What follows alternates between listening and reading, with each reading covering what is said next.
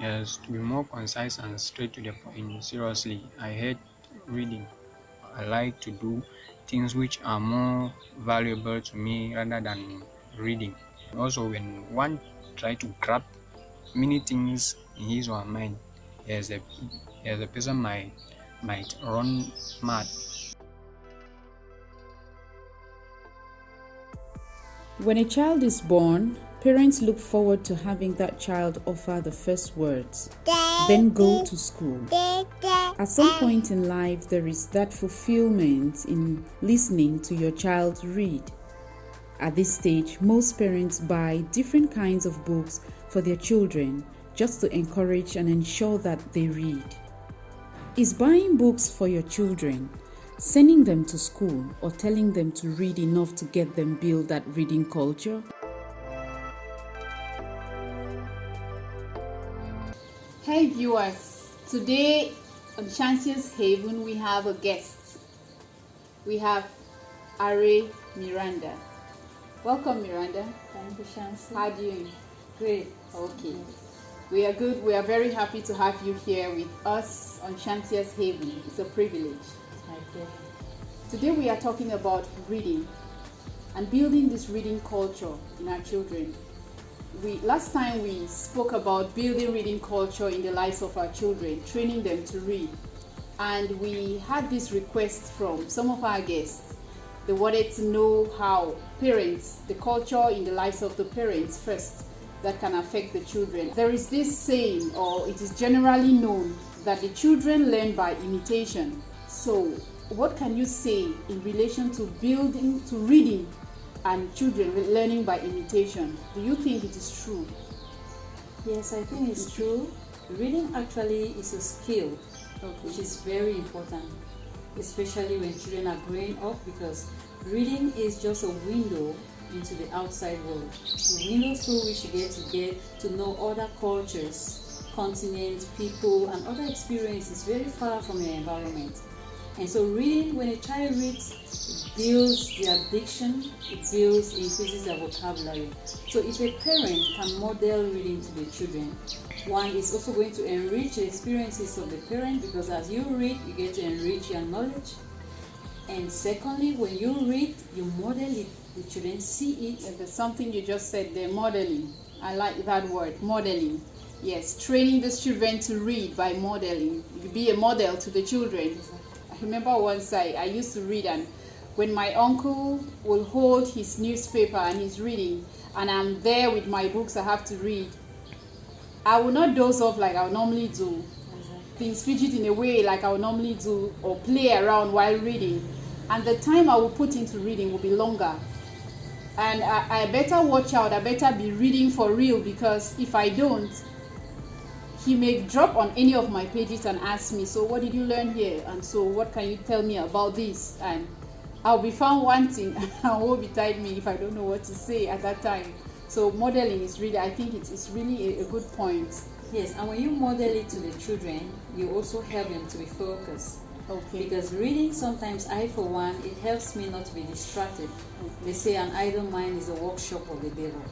When you read, you occupy your mind with something which is far from unnecessary distraction. And so when children develop the culture of reading, they get to the point of always thinking about something reasonable, something that can be a plus to their life other than being distracted around. Okay. Yeah. Oh, that's good. We have different opinions about this reading, because there is there's some people who have what they want to say about reading.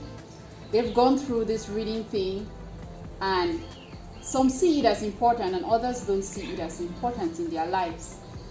We're just going to have a short break to hear what some parents and some children out there have to tell us about this reading culture in their lives. We'll be right back.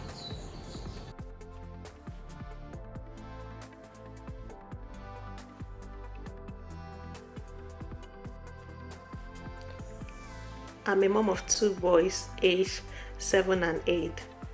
I really can't overemphasize the importance of reading with your kids if you can. I started reading with the boys at a very tender age of about 4 months. I knew they were not understanding what I was reading, but I knew it was sitting in their subconscious. And as time went on, they started making eye contact and understanding what I was reading. By the time they were 9 months old, they started playing with books as toys. They really enjoy flipping through the pages of the kids' books. I've tried to maintain this habit on a regular basis, but I can't have been doing it every day because there are some days that are really challenging to do. So what I've done now is on Sundays in the afternoon, I'll pick up my book and then ask each and every one of them to pick up theirs. We'll be reading together. And as they see me reading, they spend longer reading. And when they come across any challenging words, because we're reading together, they always ask me what the meaning of the word is.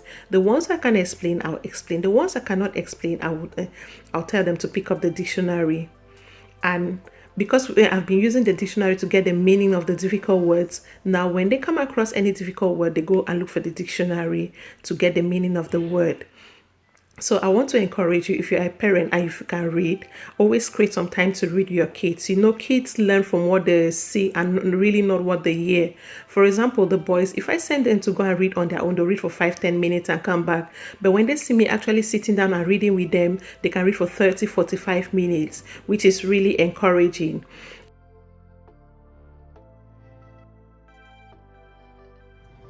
Alors, la lecture, tout, c'est quelque chose que j'ai développé depuis ma plus tendre enfance grâce à ma mère qui a toujours été une lectrice invétérée. Elle lisait de tout et moi, quand je la voyais concentrée à lire quelque chose, un bouquin, un roman, un livre, pour moi, c'était il faut que je fasse comme maman en fait. Alors, la plus belle aventure littéraire qu'elle et moi on a eue en fait, c'est j'avais 9 ans. Et elle était en train de lire un livre que mes frères et moi lui avions offert pour son anniversaire. Donc elle m'a appris à lire, elle m'a appris à aimer la lecture et depuis que je suis maman à mon tour, j'ai essayé de transmettre cette passion à mes enfants. Ça n'a pas été difficile parce que pour moi c'était quelque chose de facile en fait, c'était quelque chose de d'inné, c'était d'une évidence de leur apprendre à lire. Maintenant, comment les intéresser avec toutes les distractions qu'il y a à la lecture, c'était d'abord par des livres, des livres illustrés. On racontait une histoire, peut-être au coucher ou alors en journée. Et puis à la longue, on leur demandait de nous refaire le récapitulatif ou alors la synthèse de ce qu'ils avaient compris dans le livre. Au fil des années, on a instauré des moments de lecture la nuit. Avant de se coucher, c'est la Bible illustrée, c'est des bouquins, des contes pour le lit, le dodo qu'on partage. Les plus grands lisent aux plus petits, ainsi de suite. Alors ma fille aînée qui a 10 ans, elle est plus aguerrie, elle lit à ses petits frères et puis un beau jour on dit allez, on demande aux garçons de lire à ses 2 petits frères et ils le font avec plaisir. So I don't just buy books just to give them, but when I buy, after giving to them, I sit around them, see how they're studying. I try to find out their areas where they are lacking, equally to know how serious they are. Because at times you see us parents, we buy books and we give them and we just go away. At times when you are coming back, they will pretend as if they are reading, whereas they were not reading. So I sit around them to see if they are seriously reading, to see how effective they are. So it's good when you do it and you sit around them to see how they are working together.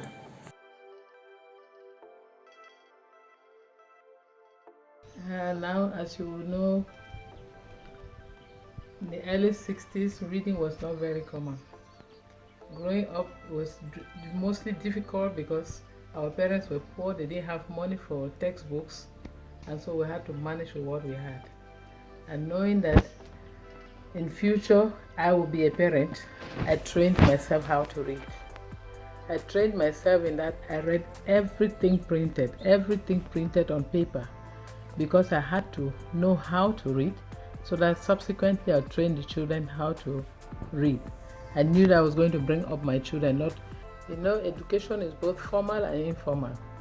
So education from the home is even sometimes more important, because you bring up the children from day one, and when they go to school they'll perfect, and then they'll learn what you have taught them. The word of God says you train up a child in the way he or she should go, so that when they grow up they'll never depart from that course. So my intention was to lay a good foundation for my children, better than what I had. So I read everything printed on paper. I read novels, I read magazines, I read everything that could teach me how to better myself, because if I'm prepared, if I'm armed, then my children in future will be okay. That is why I had to train myself to read.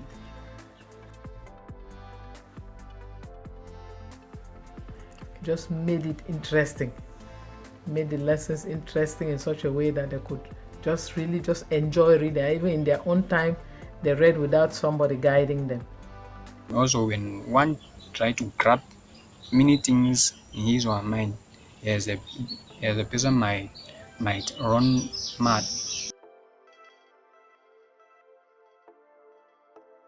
You see, we see that the opinions are really different out there. Look at this boy saying that when you read a lot, when you put too many things in your mind, you can grow mad. That's interesting. No, on the contrary, I think when you read, it builds your memory, keeps the memory active. Okay. And so as you age, you will not suffer from memory loss.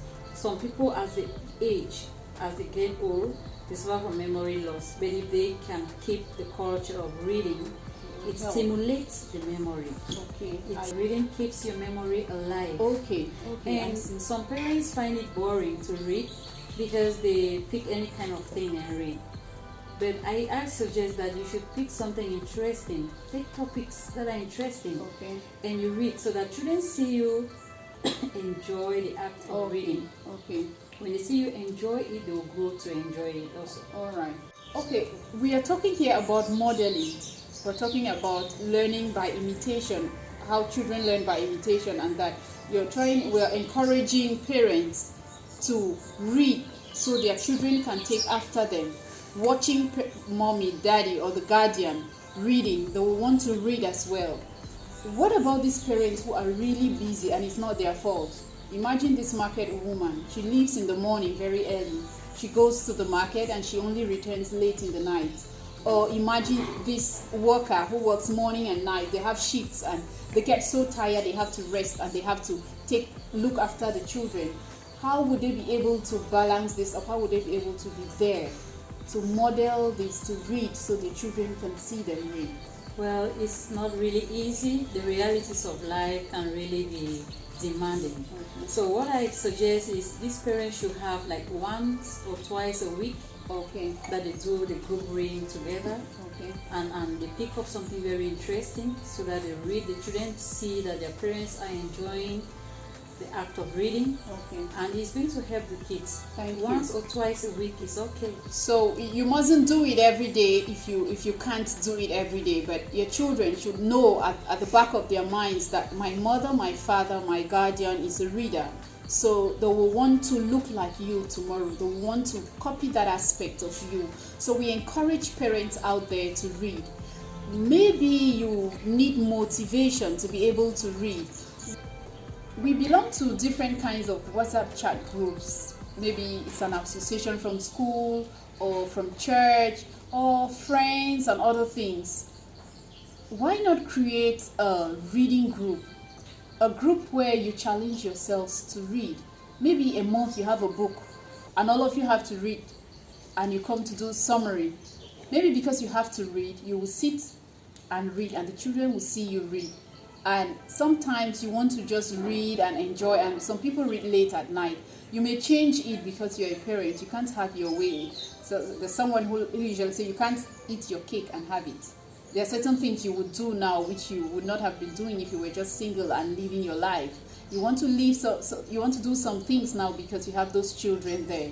You would maybe want to come up with your book and sit with them at table and read with them. You're reading your own content and they are reading theirs, but your intention is so that they can see that you read and they want to be like you in future and they want to learn from what you do, and it's going to help them tomorrow, and they will grow to be readers. They will grow to love reading. So, dear parents, dear guardian, it is important that we do what we say, or we do what we expect our children to become in future when we really can, especially in this aspect of reading. Pick up what you can pick up and read. Make it a culture as you move around with them on signboards. People are driving and going somewhere. Don't just drive to the place. Tell them every signpost you see, read and let me know what is written there. So they are moving on the way. The fun is they are reading. Oh, I saw this, I read this, I saw that. It will be fun to them, but they are learning something important. Or something is passing on screen. You want them to read it. You want them to look at that screen and say, oh, I saw this, I read this, and I read that. Just to get to them to know they have to read. It is important. And have fun. Reading, it should be something like something funny for them, something enjoyable.